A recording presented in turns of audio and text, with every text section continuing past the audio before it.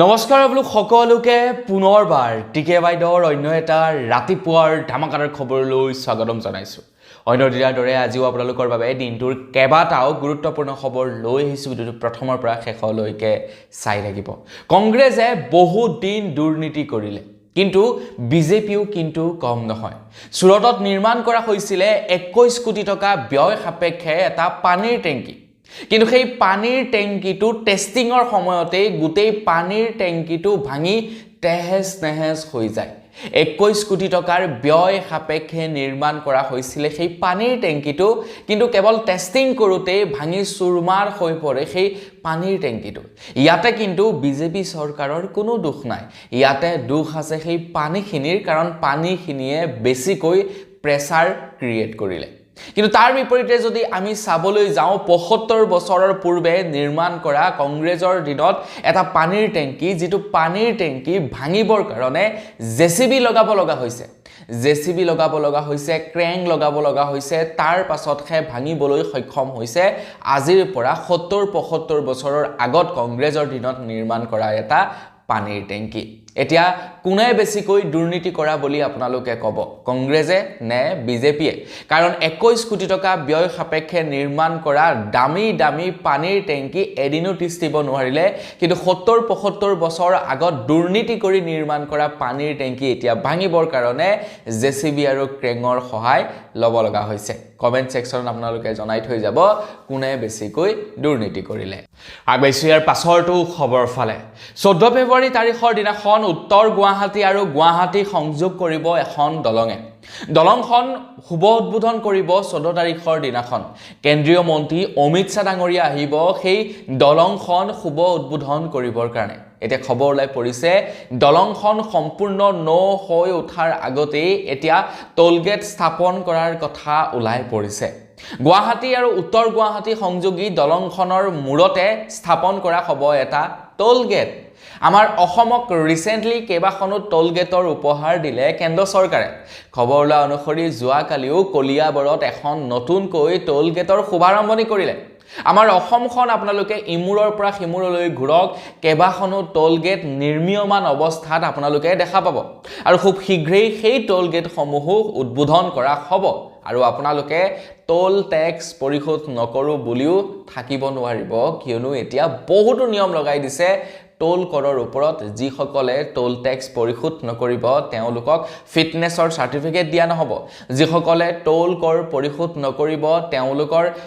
ৰেজিষ্ট্ৰেশ্যনৰ certificate transfer কৰিব নোৱাৰিব, তেওঁলোকক NOC নিদিব, পলিউশ্যনৰ চাৰ্টিফিকেট নিদিব। গতিকে টোল কৰ পৰিশোধ কৰাটো এতিয়া বাধ্যতামূলক হৈ পৰিছে। চাওকচোন, দলংখন নিৰ্মাণ কৰি হোৱাই নাই, উদ্বোধনো কৰা নাই। ইনফেক্ট 14 তাৰিখৰ দিনাখন উদ্বোধন কৰিবহে। খবৰ ওলালেই যে সেই দলংখনৰ মূৰতে স্থাপন কৰা হ'ব এটা টোলগেট। আনহাতে শিৱসাগৰৰ পৰা আৰু এনেকুৱা কিছু দূৰত্বত 60 কিলোমিটাৰ নহওঁতেই আৰু এখন টোলগেট নিৰ্মাণ কৰি আছে বুলি খবৰ ওলাই পৰিছে। মুঠৰ ওপৰত আপোনালোকে যদি অসমখন এক পাক ঘূৰিবলৈ হয় তেনেহ'লে যথেষ্ট টকাৰ টোল কৰ পৰিশোধ কৰিব লাগিব। তো এই ইয়াৰ ডাইৰেক্টলি ইম্পেক্ট পৰিব আমাৰ জীৱনত, কাৰণ আমি যেতিয়া গাড়ী এখন ভাড়ালৈ লৈ যাম যোৰহাটৰ পৰা গুৱাহাটীলৈ, বা ধৰি লওক লখিমপুৰৰ পৰা গুৱাহাটীলৈ, তেতিয়া আগতে যদি 5,000 টকা লৈছিলে গাড়ী চালকে, এতিয়া 6,000 টকা ল'ব, কাৰণ কেইবাখনো টোল গেট বহি গ'ল মাজতে। আগবাইছোঁ ইয়াৰ পাছৰ খবৰ ফালে। ইয়াৰ পাছৰ খবৰটো ওলাই পৰিছে লখিমপুৰৰ নাওবৈচাৰ বিধায়ক ভৰত নৰ ডাঙৰীয়াৰ ওপৰত। তেখেতৰ স্বাস্থ্যৰ অৱস্থা ভাল নহয় বুলি জনাইছে তেখেতৰ পত্নীয়ে। তেখেতৰ পত্নীয়ে জনোৱা অনুসৰি তেখেতৰ কিছুদিনৰে পৰা স্বাস্থ্যৰ অৱস্থা ভাল নহয়, যাৰ কাৰণে তেখেত বৰ্তমান সময়ত লণ্ডনত আছে। ইনফেক্ট তেখেতৰ স্বাস্থ্যৰ প্ৰতি লক্ষ্য ৰাখি এইবাৰ 26ৰ নিৰ্বাচনত তেখেতে প্ৰতিদ্বন্দ্বিতা নকৰে। তো এইবাৰ তেখেতৰ পত্নী ৰাণী নৰহে প্ৰতিদ্বন্দ্বিতা আগবঢ়াব বুলি জনাইছে। এতিয়া লখিমপুৰ সমষ্টিৰ পৰাই তেখেতে টিকট বিচাৰিছে,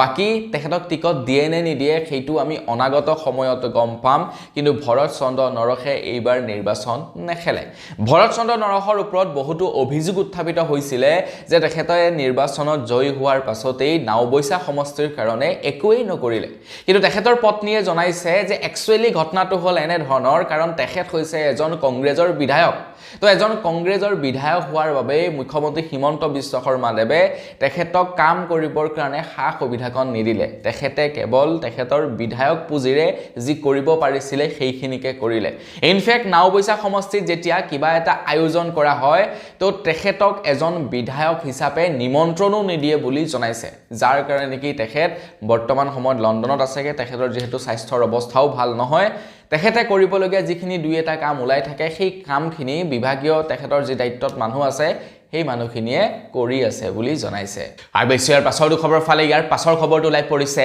শিৱসাগৰৰ পৰা তো শিৱসাগৰৰ পৰা খবৰ ওলাই পৰিছে যে নৱনিৰ্মিত এটা পুল সৰস্বতী পূজাৰ দিনাখনেই খহি পৰে বুলি খবৰ ওলাই পৰিছে যোৱাকালি সেই খবৰ ওলাই পৰিছে শিৱসাগৰৰ পৰা এটা বিৰাট হাঁহি উঠা কথা নহয় নে দলংখন নিৰ্মাণ কৰিছিলেহে নিৰ্মাণ কৰাৰ পাছতেই দলংখন খহি পৰে বুলি একাংশ ৰাইজে কৈছে ইয়াতে অখিল গগৈ আৰু গৌৰৱ গগৈৰ হাত আছে কাৰণ অখিল গগৈ আৰু গৌৰৱ গগৈয়ে অসমৰ বুলে উন্নতি হোৱাটো নিবিচাৰে একাংশ লোকে মানে কমেন্ট কৰিছে যে গৌৰৱ গগৈ আৰু অখিল গগৈয়ে উন্নতি হোৱা নিবিচাৰে অসমখনৰ যাৰ কাৰণে নেকি তেখেতলোকৰে হেনো হাত আছে সেই পুলটো ভাঙি পৰাত খবৰ লোৱা অনুসৰি সৰস্বতী পূজাৰ দিনাই ৰাজ্যত ভয়ংকৰ ঘটনা ভাঙি পৰিল নৱনিৰ্মিত বৃহৎ পকী দলং শিৱসাগৰ আৰু গৌৰীসাগৰ সংযোগী নামদাং নদীৰ ওপৰত নিৰ্মাণ কৰা হৈছিল দলংখন কিন্তু চৰম দুৰ্নীতিৰে এই দলংখন নিৰ্মাণ হোৱাৰ এক অভিযোগ উত্থাপিত হৈছে আৰু যাৰ কাৰণে হয়তো দলংখন ভাঙি পৰিলে এতিয়া একাংশ ৰাইজে আকৌ তাতো আৰু গৌৰৱ গগৈ আৰু অখিল গগৈক টানি আনিছে যে তেওঁলোকে অসমৰ উন্নতি নিবিচাৰে যাৰ কাৰণে সেই দলংখন ভাঙি পেলাইছে তেওঁলোকৰে চক্ৰান্ত আছে আৰু ইয়াৰ পাছৰ খবৰ ফালে খবৰ লৈ পৰিছে বিৰোধী মিত্ৰজোঁটৰ ওপৰত বিৰোধী মিত্ৰজোঁটৰ মাজত এতিয়া লাগিছে আউল ৰাইজৰ দলৰ তৰফৰ পৰা যোৱাকালি সংবাদ মেলৰ আয়োজন কৰিছিলে আৰু তেওঁলোকে স্পষ্টকৈ কংগ্ৰেছক জনাই দিছে যে 31 তাৰিখৰ আগত 31 জানুৱাৰীৰ আগত আসনৰ ভাগ বতৰা হ'ব লাগিব নহলে কিন্তু তেওঁলোকে নিজাববীয়াকৈ নিৰ্বাচনত প্ৰতিদ্বন্দ্বিতা আগবঢ়াব বুলি জনাইছে 17 আৰু 18 ফেব্ৰুৱাৰীত দুজনকৈ বোলে বিধায়কে বৰ্তমানৰ দুজনকৈ বিধায়কে হেনো ৰাইজৰ দলত যোগদান কৰিব বুলিও তেওঁলোকৰ ফালৰ পৰা জনাইছে এতিয়া আপোনালোকে জনাওক সেই দুজন বিধায়ক কোন হ'ব পাৰে মানে এইবাৰ কি হৈছে পুৰণি যিসকল বিজেপিৰ বিধায়ক আছে প্ৰায়বিলাক পুৰণি বিজেপি বিধায়কক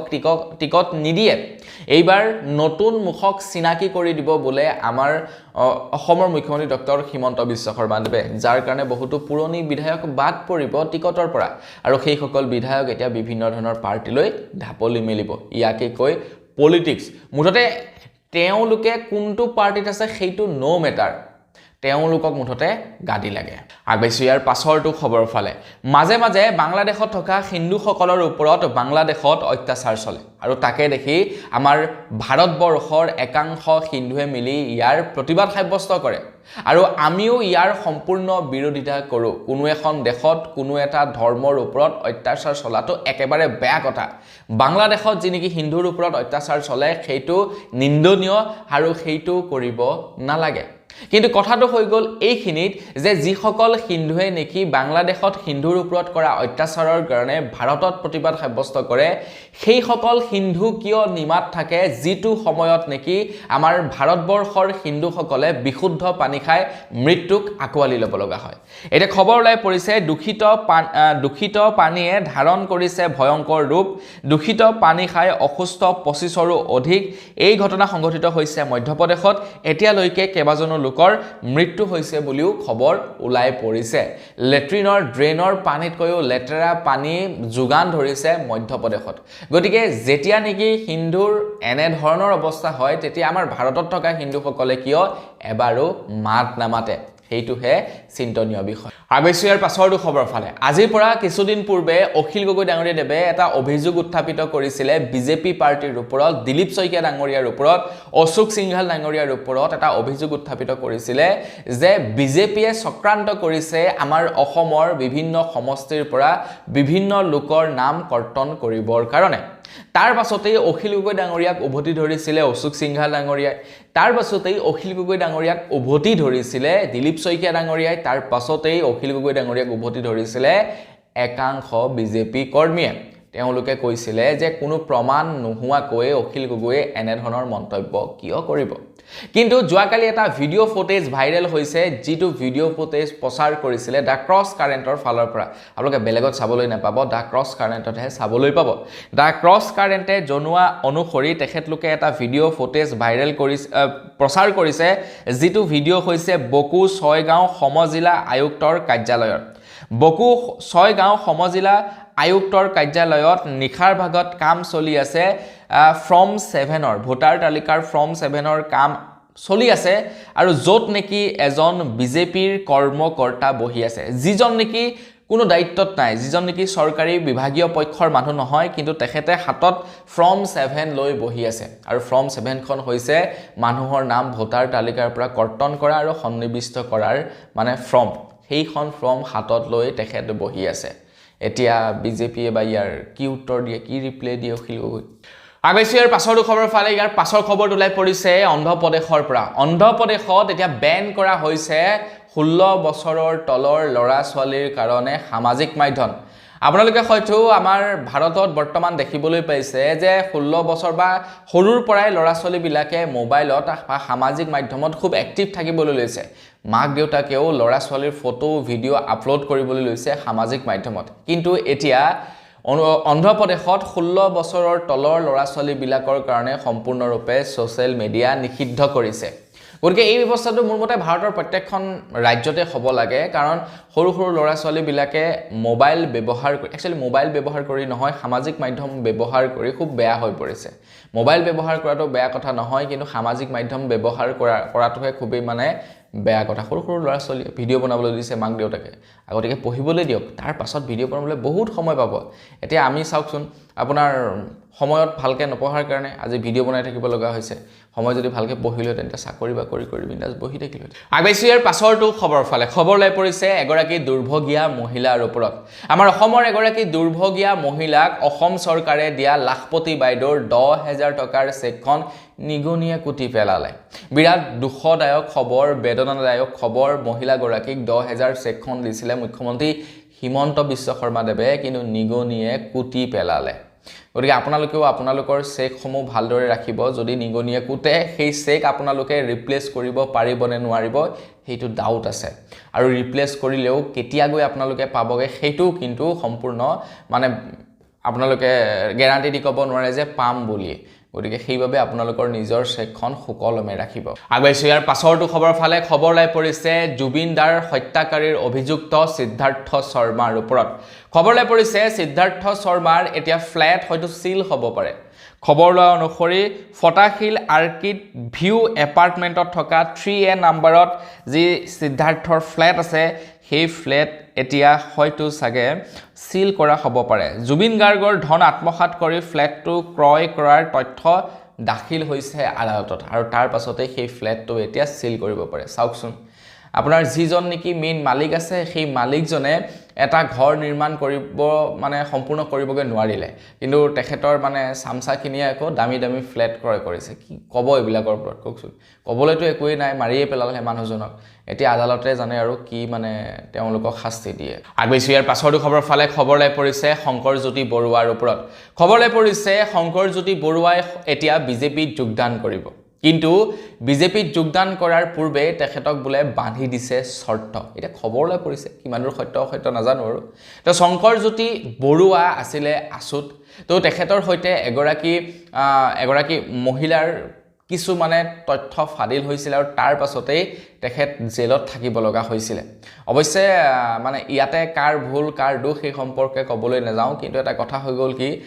ছোৱালী এগৰাকী ভাল পাইছিলে তাৰ পিছত প্ৰতাৰণা কৰাৰ অভিযোগ উত্থাপিত হ'ল তো এইবিলাক ঘটনা নৰ্মেল হৈ থাকে কিন্তু তেখেত যেহেতু অকণমান মানে সামাজিক মানুহ তাৰ কাৰণে গোটেই অসমত ওলাই পৰিলে আৰু তাৰ পাছতে চৰ্চাৰ মানে কেন্দ্ৰ হৈ পৰিলে শংকৰজ্যোতি বৰুৱা আৰু আসুৰ পৰা পদত্যাগ কৰিলে বাৰু সেইখিনিলে বাদ দিছো এটা খবৰ লৈ পৰিছে শংকৰজ্যোতি বৰুৱা বিজেপিত যোগদান কৰিব বুলি খবৰ ওলাই পৰিছে আৰু তেখেতক শৰ্ত বান্ধি দিছে যে 26ত তেখেতে টিকট বিচাৰিব নোৱাৰিব আগবাইছো ইয়াৰ পাছৰ খবৰ ফালে ইয়াৰ পাছৰ খবৰটো ওলাই পৰিছে লখিমপুৰৰ নাওবৈছাৰ পৰা লখিমপুৰৰ নাওবৈছাত সৰস্বতী পূজাৰ আগদিনাখন এটা দুৰ্ঘটনা হয় য'ত নেকি এখন স্কৰপিঅ'ৰ এনত উঠি থকা এজন ল'ৰা আৰু এগৰাকী যুৱতীৰ থিতাতে নিহত হয় বুলি খবৰ ওলাই পৰিছে খবৰ লোৱা অনুসৰি বাহনখনে গৈ ৰাস্তাৰ কাষতে থকা গছত খুন্দা মাৰে যাৰ ফলত নেকি ঘটনাস্থলীতে মৃত্যু হয় যুৱক আৰু যুৱতীগৰাকীৰ খবৰ লোৱা অনুসৰি বাহনখন গৈ আছিল লখিমপুৰৰ পৰা লালুক অভিমুখে তো যুৱকজনৰ ঘৰ বগীনদীত কিন্তু ছোৱালীজনীৰ ঘৰ ক'ত এতিয়ালৈকে খবৰ ওলাই পৰা নাই আগবাইছো ইয়াৰ পাছৰ খবৰ ফালে খবৰ ওলাই পৰিছে সৰস্বতী পূজাৰ দিনাখন আমাৰ অসমত বহুতো এক্সিডেন্ট হয় বহু ঠাইত বহু এক্সিডেন্ট হয় আমাৰ অসমত সৰস্বতী পূজাৰ দিনাখন এক্সিডেন্ট নহব কেনেকৈ লৰাবিলাকে যি উদণ্ড টাইপত বাইক চলায় মানে আচৰিত ধৰণেৰে যে মানুহ আছে ভিৰ আছে লাহেকে চলাও হেইটো নাই মুঠতে চাল দিব লাগে মুঠতে ফালি চিলি যাব লাগে খবৰ ওলাই পৰিছে যে গুৱাহাটী মহানগৰীত এগৰাকী যুৱতীৰ মৃত্যু হয় এম্বুলেন্সৰ খুন্দাত 108 এম্বুলেন্সৰ খুন্দাত মৃত্যু হয় বুলি খবৰ ওলাই পৰিছে যুৱতী গৰাকীয়ে গুৱাহাটীৰ এক্সিছ বেংকত যোগদান কৰিবলৈ গৈছিল আৰু 108ৰ খুন্দাত তেখেত মৃত্যু হয় আগবাইছো ইয়াৰ পাছৰ খবৰ ফালে ইয়াৰ পাছৰ খবৰটো ওলাই পৰিছে ডিব্ৰুগড়ৰ পৰা তো ডিব্ৰুগড়ৰ যিমান বিলাক চৰকাৰী অফিচ আছে অফিচাৰ সকলৰ কাৰণে এটা দুখৰ খবৰ ওলাই পৰিছে যে ৰিপাব্লিক ডেৰ বাবে ডিব্ৰুগড়ত খোলা থাকিব অফিচ কাছাৰীসমূহ মানে ৰিপাব্লিক ডেৰ দিনাখনটো খোলা থাকেই তাৰ পূৰ্বে যিখিনি হলিডে আছে হলিডে সমূহত খোলা ৰাখিব ডিব্ৰুগড়ৰ চৰকাৰী অফিচ কাছাৰীসমূহ গতিকে মনত বহুত চাগে দুখ পাইছে চৰকাৰী অফিচাৰছবিলাকে কাৰণ মানে খোলা থাকিব হলিডে দিনাখনো ৰিপাব্লিক ডেৰ কাৰণে আগবাইছো ইয়াৰ পাছৰ খবৰ ফালে খবৰ ওলাই পৰিছে বদৰপুৰৰ পৰা বদৰপুৰৰ বিদ্যুৎ উপমণ্ডলৰ তৰফৰ পৰা জনাইছে যে আজি 8 বজাৰ পৰা 12 বজালৈকে খেনো বোলে কাৰেণ্ট নাথাকিব গতিকে আজি 4 ঘণ্টা কাৰেণ্ট কৰ্তন কৰিব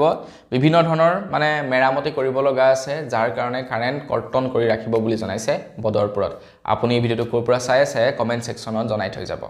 আগবাইছো ইয়াৰ পাছৰ খবৰ ফালে ইয়াৰ পাছৰ খবৰটো ওলাই পৰিছে নগাঁৱৰ পৰা খবৰ ওলাই পৰিছে নগাঁৱত কেইজনমান ব্যক্তিয়ে মিলি বাৰ্থ চাৰ্টিফিকেটৰ জালিয়াতি কৰি আছিল 1200 টকাৰ বিনিময়ত তেওঁলোকে ভুৱা বাৰ্থ চাৰ্টিফিকেট নিৰ্মাণ কৰি দিছিলে বুলি খবৰ ওলাই পৰিছে চাওকচোন বাৰু বাৰ্থ চাৰ্টিফিকেট বনাবৰ কাৰণেও আপোনাৰ মানে টকা খৰকাইছে মানে বাৰ্থ চাৰ্টিফিকেটৰ ভুৱা বাৰ্থ চাৰ্টিফিকেট বনাবৰ কাৰণেও বেহা চলাইছে খবৰ লোৱা অনুসৰি বাৰ্থ চাৰ্টিফিকেট জালিয়াতিৰ মাষ্টাৰমাইণ্ড শাহিদুল ইছলাম মাইসিং তেৰণ আৰু অবিনাশ তেৰণক গ্ৰেফতাৰ কৰিছে 1200 পৰা 1500 টকা লৈ তেওঁলোকে জন্মৰ প্ৰমাণপত্ৰ জালিয়াতিৰ বেহা চলাই আছিল নগাঁও আৰক্ষীয়ে অভিযান চলাই এই তিনিজনকে গ্ৰেফতাৰ কৰে বুলি খবৰ ওলাই পৰিছে মানে চিনাকি আৰু অচিনাকি মানুহে মিলি এনে ধৰণৰ বেহা চলাই আছিল নগাঁৱত আগবাইছো ইয়াৰ পাছৰ খবৰ ফালে ইয়াৰ পাছৰ খবৰটো ওলাই পৰিছে অৰুণোদয় আঁচনিৰ হিতাধিকাৰীসকলৰ বাবে তো আপোনালোকে বাৰু অৰুণোদয় আঁচনিৰ পইচা পায় নেকি কমেন্ট সেকশনত জনাব ফেব্ৰুৱাৰী মাহৰ 20 তাৰিখৰ দিনাখন 8000 টকা কৈ দিব কিন্তু অৰুণোদয় আঁচনিৰ ধন গতিকে মহিলাসকলক জনাব বিচাৰো যে আপোনালোকে যদি এতিয়ালৈকে কেৱাইসি কমপ্লিট কৰা নাই অসম চৰকাৰৰ ফালৰ পৰা নিৰ্দেশনা আহিছে কেৱাইসি কৰক নহলে কিন্তু পইচা নাপাব বুলি জনাইছে গতিকে বেংকৰ কেৱাইসি যদি কৰিব লগা আছে শীঘ্ৰে কৰি লওক আগবাইছো একেবাৰে শেষৰ খবৰ ফালে খবৰ ওলাই পৰিছে যে এতিয়া বোলে শাসকীয় পক্ষৰ মিত্ৰজোঁটৰ মাজতো আউল লাগিছে বুলি খবৰ ওলাই পৰিছে বিৰোধী পক্ষৰ মাজতো আউল লাগিছেই কিন্তু এতিয়া শাসকীয় পক্ষৰ মিত্ৰজোঁটৰ মাজতো আউল লাগিছে বুলি খবৰ ওলাইছে খবৰ ওলোৱা অনুসৰি হেনো অগপই বিচাৰিছে 50খন আসন